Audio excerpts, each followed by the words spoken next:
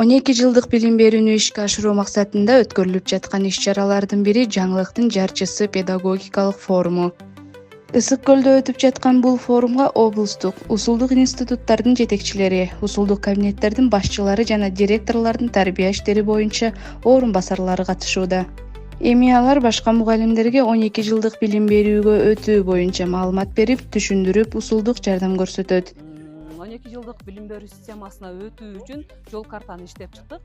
Ал бул аймактардан келген мугалимдердин биригүүсү менен тажрыйба алмашуу менен иштелип чыкты. Болжолдуу жол картасы. Аны биз азыр бул жерден алган билимибизди мектепке барып, мектеп администрациясы менен бөлүшүп, өзүбүзчө жол картаны иштеп чыгып, андан кийин мектептеги мугалимдерге ушул 12 жылдык билим берүү системасын жайылтабыз. Анан форумдун катышуучулары ар бир айдын 10-күнү кандай иштерди аткарып, жерлерде кандай иштерди жүргүзгөндүгү, канча семинар өткөргөндүгү, кандай көйгөйлөрдү байкагандыгы тууралуу Республикалык квалификацияны жогорулатуу институтуна отчет берип турууга милдеттендирилет.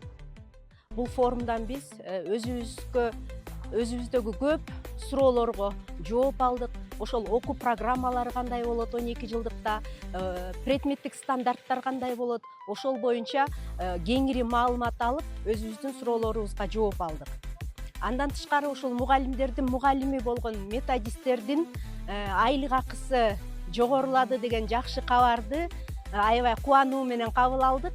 Бул дагы ушул мамлекет тарабынан билим сапатын жогорулатууга карата бир колдоо экендигин түшүнүп, мындан ары дагы ошол өзүбүздүн ишибизге жоопкерчилик менен мамиле, жоопкерчилигибиз мындан дагы жогорулады деген милдетти мойнубузга алдык, алып бартабыз.